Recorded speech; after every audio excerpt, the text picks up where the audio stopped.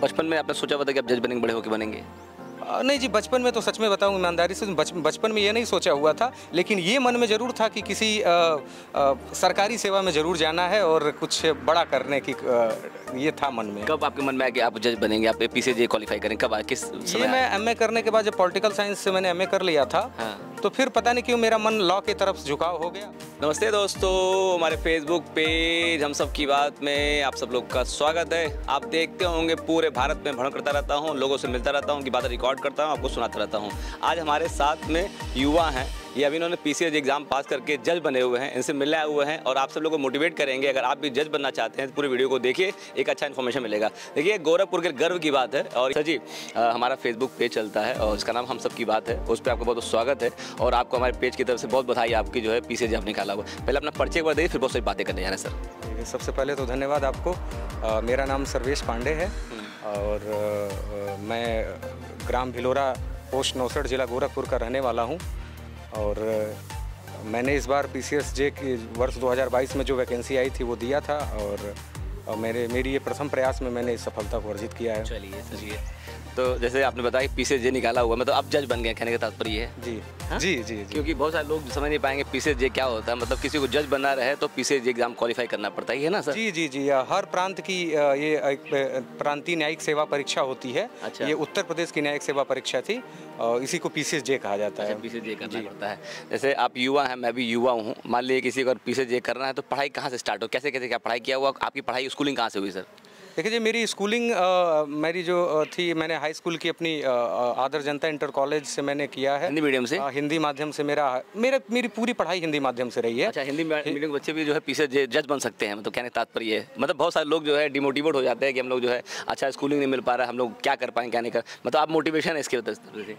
जी, कोई माध्यम विशेष फर्क नहीं रखता है। यदि आप पढ़ाई के प्रति समर्पित हैं तो माध्यम बहुत विशेष महत्व नहीं रखता है। आपके लगन होनी चाहिए, समर्पण होना चाहिए, तो आप किसी भी माध्यम से कुछ भी कर सकते हैं। मेरा मानना है। 10th आपका हिंदी मीडियम से हुआ, 12th कहाँ से हुआ सर? 12th मेरा government jubilee inter college Gorakhpur से हुआ है और बाकी मेरी जो भी पढ़ाई हुई है, ग्रेजुएशन, LLB, LLM, वो सब मेरा गोरखपुर विश्वविद्यालय से हुआ है। मतलब ग्रेजुएशन में आपने क्या पढ़ाई किया हुआ है? ग्रेजुएशन में विषय? हाँ, विषय क्या क्या था? मेरा बीए किया है, बीएससी किया है? बीए किया है मैंने। बीए में क्या क्या सब्जेक्ट था आपका सर? मेरा सब्जेक्ट था राजनीति विज्ञान था, अंग्रेजी था और इतिहास था। अच्छा, फिर उसके बाद सीधे LLB करना स्टार्ट कर दिया? नहीं, उसके बाद मैंने एमए कर लिया था पॉलिटिकल साइंस से। अच्छा, बीए किया, फिर एमए किया, फिर LLB किया। जी। मतलब बहुत पढ़ाई कर लिया आपने फिर करते। हाँ, कह सकते हैं कि एकेडमी के क्षेत्र में काफ़ी समय भी उसमें लगा है जी। अच्छा।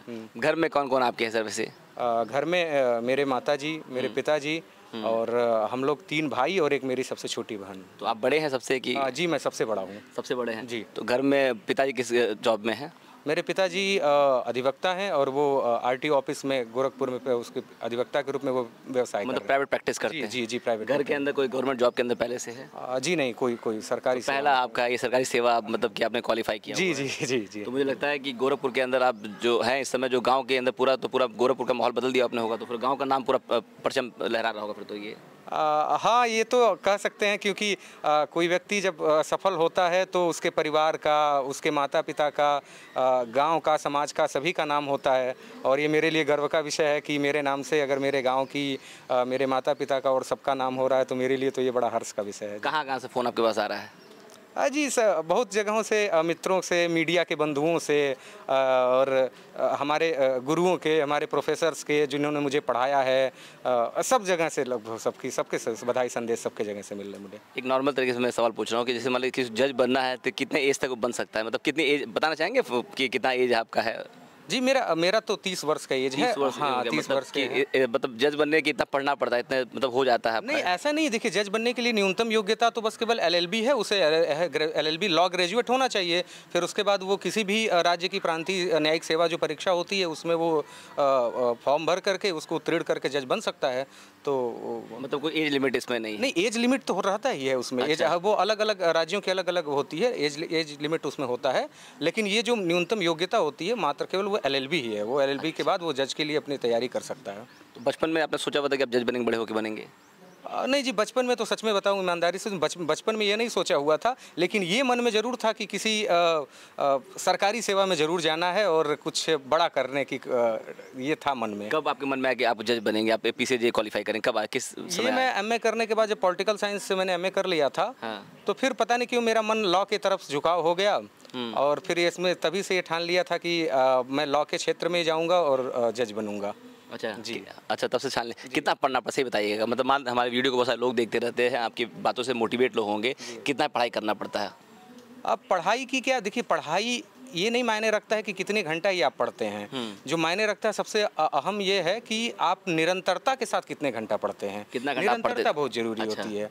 आप मान लीजिए किसी दिन अगर आप 10-12 घंटा पढ़ लेते हैं और वो आप निरंतर रूप से नहीं पढ़ते हैं तो उसमें मुझे लगता है कि थोड़ी वो दिक्कत है तब आपकी सफलता में।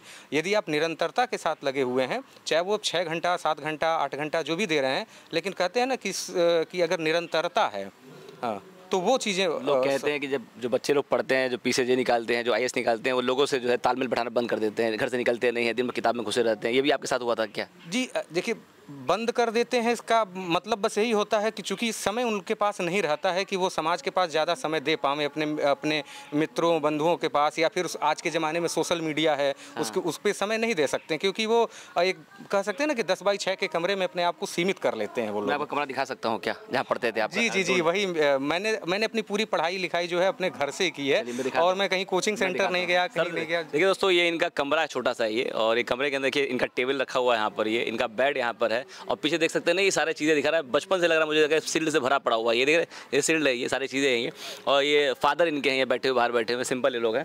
तो ये सारी चीज़ें मैं दिखा दिया सर, और देखकर मुझे लगता है कि बहुत सारे लोग इससे जो है मोटिवेट होंगे। इतने छोटे से कमरे में 10x10 के कमरे में आप पढ़ाई करके हुए, तो कैसे कोचिंग लिए हुए थे, मतलब कि कैसे पढ़ाई करते थे, क्या स्ट्रेटेजी अपनाते थे आप सर?